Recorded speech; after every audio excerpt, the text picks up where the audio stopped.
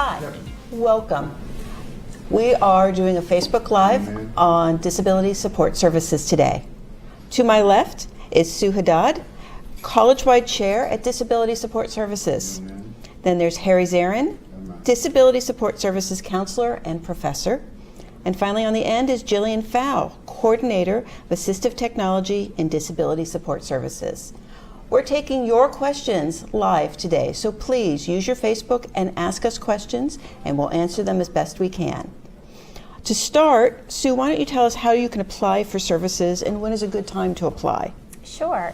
So I just want to say hello, everyone, and thank you for having us. We're really excited to be here, and we can't wait to hear your questions. But before I get into kind of how you apply for services, let me just talk a little bit about what we do. Disability Support Services, we provide a wide range of services for students with disabilities at the college. And that includes providing accommodations for students in the classroom and for testing situations. We also work with students in terms of providing academic advising, short-term counseling, and really just helping students navigate their way through Montgomery College. We're really committed to ensuring that students have equal access to the programs and activities that we offer. And we also act as a resource for students, for faculty, and for our college community. In terms of applying, I think it's really very simple, quick, and easy. The first thing that students need to do is make sure that you apply to Montgomery College and follow the admission and enrollment steps.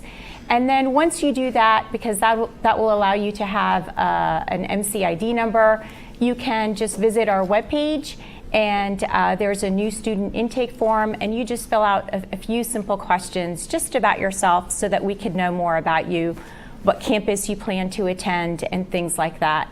Our recommendation is that you apply for services as close to admission to Montgomery College as possible.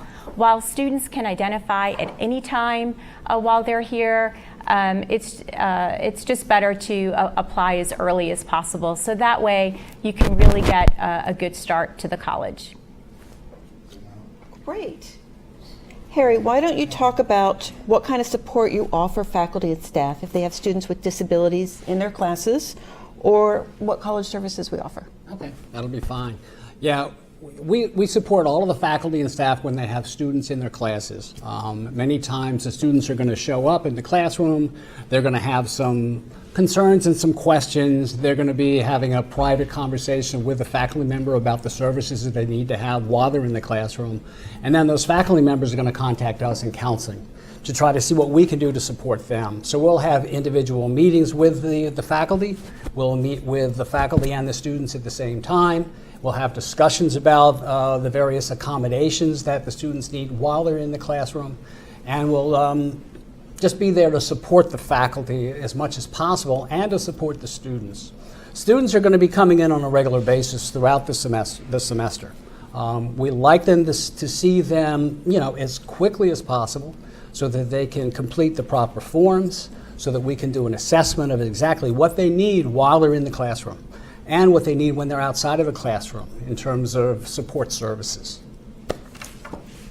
Great. Since you showed sign language, how do faculty arrange or students arrange for interpreters in their courses if they need it? Yeah, for the students, we have one central person that coordinates hiring of interpreters for all of the students all around the college, and her name is Julie Rogers. And when the students come in to talk with us, we'll provide those students with the information, the contact information. There's one form that they need to complete. We send it down to Julie. Then Julie will oftentimes have an interview with the students, have a discussion with them about their preferences for the kind of interpreter that they would like. And then she schedules the interpreters and communicates directly with the students so that everybody knows exactly what's happening in the classroom. At the same time, we have a counselor down in Rockville that will send out an email communication to the faculty letting them know that they've got a deaf student in the classroom. And they're going to have an interpreters there assisting the students while they're in the classroom. Do you want to mention about some of the counselors that we have who... We've got, myself, I know sign language. Then we have one counselor in Rockville that knows sign language. That's Shalon Childs. also knows sign language. She works primarily at the Rockville campus. Great. Lewis here has a question, wanting to know more about the programs that you're offering at MC, your disability programs. Are there special programs that you're offering? Well, so there are some programs at Montgomery College that are specific to students with disabilities, and through Workforce Development and Continuing Education, there's actually two programs. One is called the Challenge Program, and the other is the Graduate Transition Program, and that, I believe, is a 2-year credit-free certificate-bearing program for students. And then on the credit side, for students who may be on the autism spectrum and are looking to get a degree at Montgomery College, we do have a partnership with the Maryland Division of Rehabilitation Services, and that program is really geared to support students on the autism spectrum in terms of providing additional academic and social supports. But any student who has a disability at Montgomery College can connect with us, and we'll kind of help. We can kind of help you figure out some of your options at Montgomery College. Great. And continuing on with that, suppose somebody suspects they might have a disability, but they're not sure. What can they do about that? Sure. I would say the first thing to do is maybe contact our office directly, and we can schedule an appointment with one of our DSS counselors. And we'll usually start by having a conversation with the student in terms of figuring out why they suspect they might have a disability. Although we don't diagnose and we don't provide specific diagnostic testing for disability, what we will do is just sort of try to learn more about the student and their experience, and then connect them to possible community agencies that might be able to support the student in terms of figuring out if there is a disability. And then sometimes, while the student is going through that process, we may be able to provide temporary accommodations and assistance, since we know that can sometimes take some time. Great. Now I know some of our students are coming from MCPS. Mm-hmm. So what differs with the Montgomery College Disability Support Services from the MCPS Disability Support Services? Yeah, that's a really good question. Yeah, that's a good question. There are several differences. College life is very different from high school life, and the students here at the college, they have to be a little bit more independent. They're not going to have someone following them around to class, helping them out, offering them assistance on a regular basis while they're in the classroom. The students need to see us on a regular basis. We become the advocate for the students. We can give them, as an example, additional time while they're taking tests. They'll do that generally in the assessment center on each campus. We can provide note takers for them while they're in the classroom. The documentation that we require is going to be a little bit different. We'll use an IEP. Our preference for students with a learning disability, we'd like to have a recent psychological evaluation, but we're not going to require that you go out and pay thousands of dollars to get one. We'll use what's on the IEP. 504 plans, in general, they're not the preferred documentation. That'll give us some information that we can use, but always the preference is the IEP or the more recent psychological evaluation. In addition to the extended time testing, note takers will allow students to record while they're in the classroom. We have learning centers on the different campuses. We offer some tutoring services on the different campuses. This can be individual or in group, depending on the needs of the student. Can I just add a couple of other things? Is I think one of the biggest differences is that students do have to identify to our office, which is a huge difference than in the high schools, and so I think that's a really big difference. And I think the student is really in the driver's seat, so we're really here to help in terms of supporting and things like that. But it's much different, being in the college setting. You have a lot more choices. There's a lot of decisions that you'll have to make in terms of choosing a major and a career and things like that. And so I think that's probably one of the biggest differences is that you do have to identify, to receive services. Yeah, the students need to come in and see us. I'm not going to go running around trying to find students to talk with. We've got plenty of students that we need to meet with on a regular basis. So if you need assistance, if you needed assistance while you were in high school, you know you're going to need it here. Yeah. So come in and see us immediately. We'll sit down, we'll have a discussion, we'll do an interview, we'll gather information, we'll talk about the services you had while you were in high school, and then we'll see what we can do for you to assist you while you're a student here. Yeah. And I think I also just want to mention just about the documentation piece that, we really use an interactive process, and so we want to hear from students what their experience of disability is like, what kinds of accommodations you might have used previously, and we don't want to.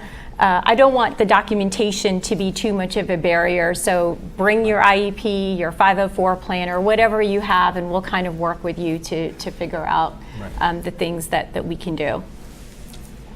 Now, you mentioned that you want students to come to you. If they're taking classes at multiple campuses, do they need to go to each assessment center at each campus, or can they just meet with one?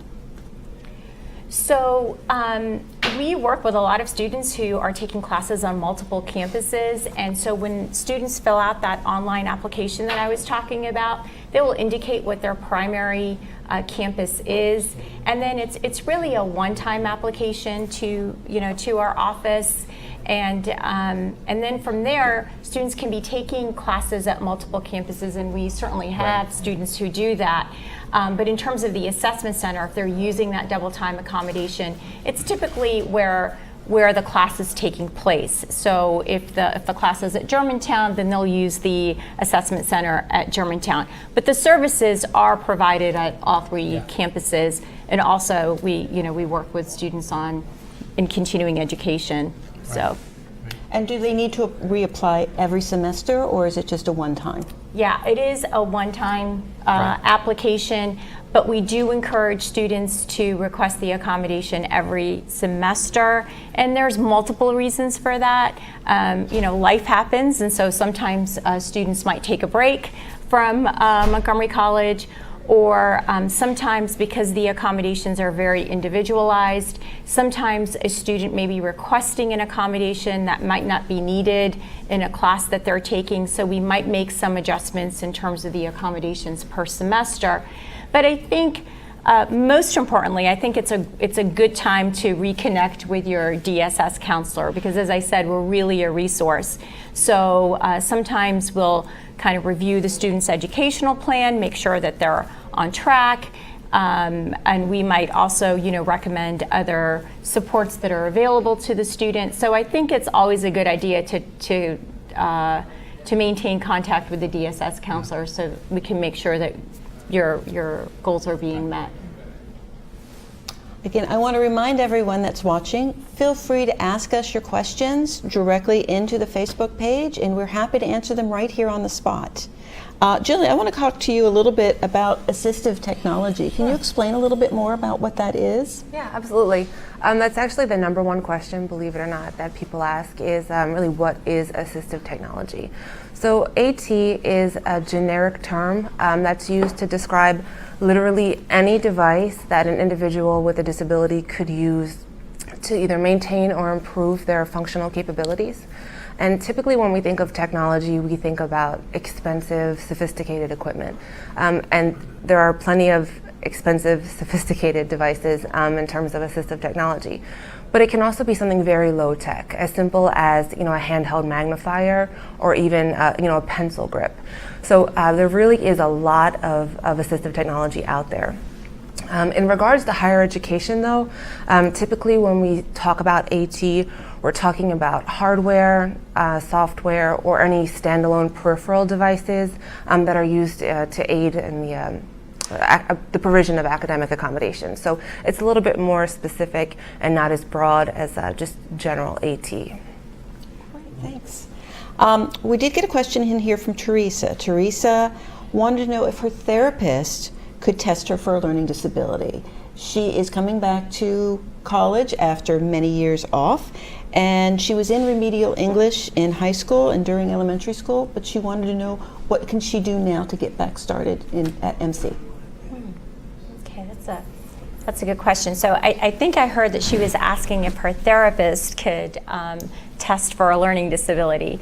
And my quick answer to that is typically a therapist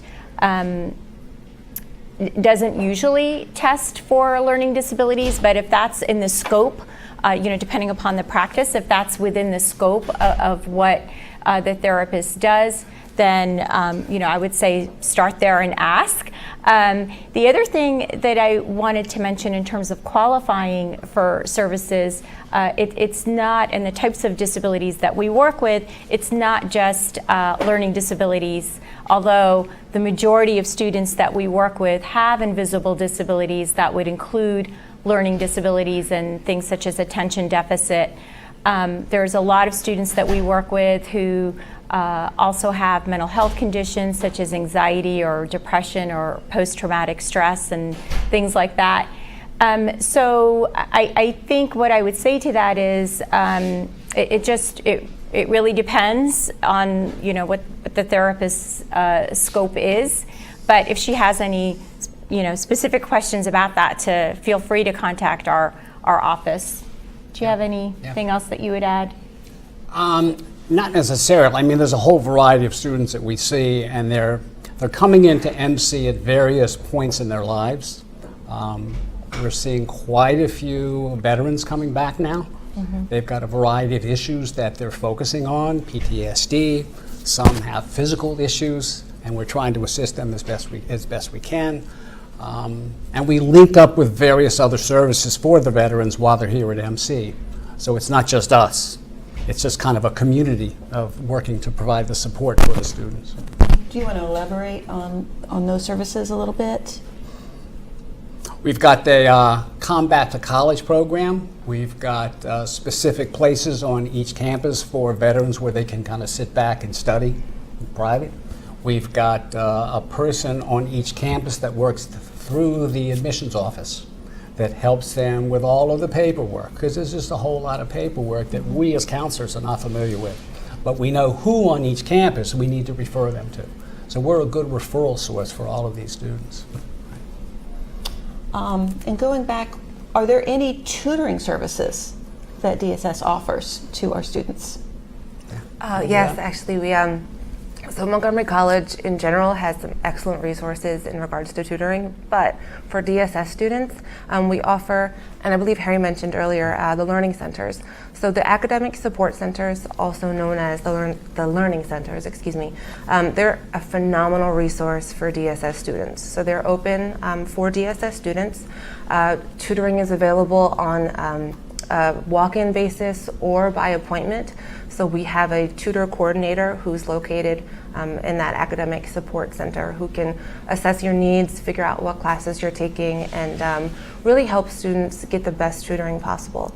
It's also, I believe, CRLA certified, so that's the tutor certification program. So we can be pretty confident that you're getting great tutoring services there. The Academic Support Center also has all of the assistive technology available. In addition, you can get some more one-on-one services such as time management and organizational skills. So it's a fantastic resource. There is one located on each campus, so Germantown, Rockville, and Tacoma Park, Silver Spring. And we really encourage DSS students to go there. It's also a nice quiet place to study.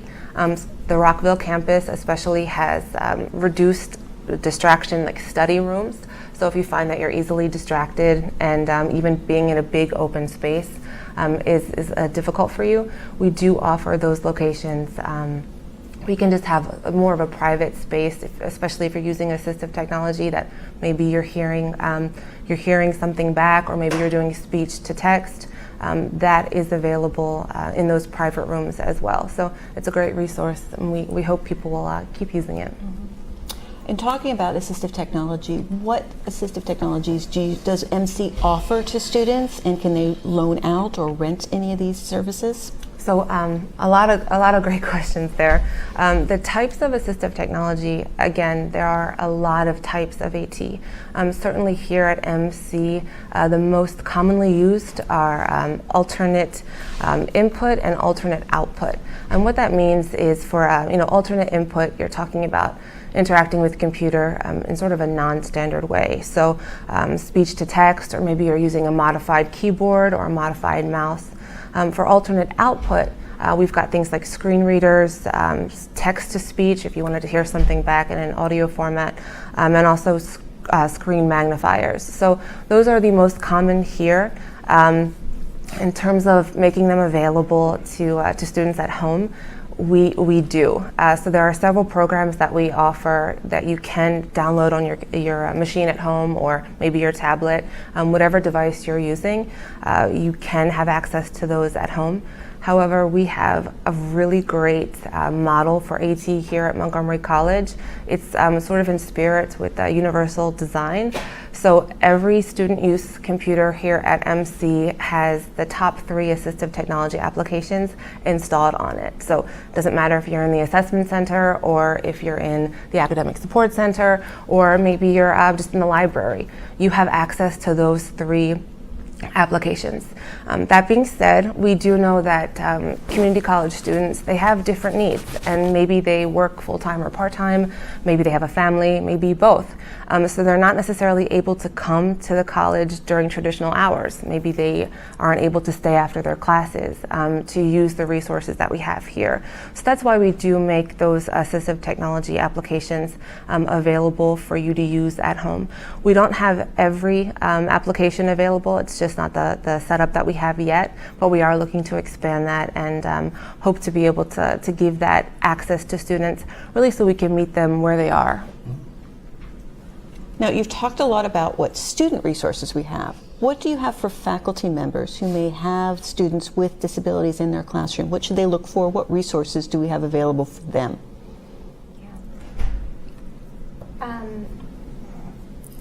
In terms of, document accessibility, is there something they should be looking out for? Yeah, absolutely. What can a faculty member look to your services for? Sure, absolutely. So, as I mentioned earlier, we're really a resource for faculty. So we provide a wide range of trainings to include, for example, for all new full-time and part-time faculty. We provide trainings in terms of, talking about our students with disabilities and the kinds of accommodations that they can expect and how to process those accommodations. We also provide advice and training with respect to how to set up a more inclusive learning environment for students with disabilities, how to employ some of those universal design techniques that Jillian was just mentioning in terms of how to set up your class so that it's really inclusive, for all students. And we also provide specific training, and that's really by request. If faculty members, for example, just want to learn more about different types of disabilities, we've gone out to different departments and provided, those kinds of trainings. And as a matter of fact, I believe on March 26th, we have a training that's specific to students on the autism spectrum at the Germantown campus. So I'll put that plug in. And then really, most of our conversations with faculty are really just, personal and one-on-one, over the phone, or, we'll meet faculty where they are as well, just to talk about any kinds of things that they feel is important. Yeah. Do you have anything? We'll hear from the faculty on a regular basis. Students show up in the classroom, class is progressing, there's no accommodation letter coming from the student. They wait and they wait and they wait, and then all of a sudden it pops up in the middle of the semester, there's an accommodation letter. And now the faculty member is wondering, what do I do now? So then they're going to contact us and say, okay, what's happening? Why didn't I get that letter before? What do I need to do? Do I have to go back and provide accommodations for tests that were offered previously? And the answer is no. So then we, on a consulting basis, we'll meet with the faculty member, we'll meet with the student and the faculty member together if necessary, and we'll provide the information that they need to try to help that educational experience be a little bit better for the student. Yeah. Well, we have a question in here from Erica. She wants to know about online courses and what accommodations do we offer to help our online course students? Sure, now that's a really good question, especially since we're offering a lot more classes online. So the first thing I want to say is that the accommodations for an online class might look differently than accommodations for an in-person class.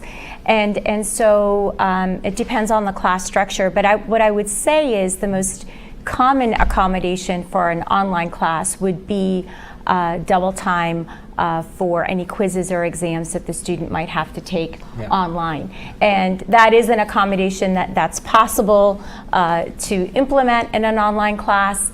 And so, some of the other accommodations that students might ask for, whether it's like access to notes or something like that, they may not really need that for an online class because of the structure of the class. So it really depends because the accommodations are very individualized and they're very specific to the student and they're specific to the course and how it's designed.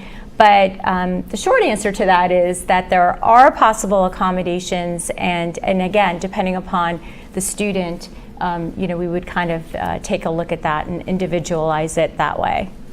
Yeah, and you need to request your accommodations early in the semester. You don't want to wait if you're registered for an online class. That would be a very bad decision because there's things that faculty member has to do to set up those accommodations in the computer system so that you get that additional time for your test or your quizzes, and you want that to happen early on in the semester. You don't want to be stuck. You're sitting at your computer screen and there's your test and you're working on it and the time's gone. What do you do? And you can't complain if you haven't come in already and set up your accommodations. Yeah.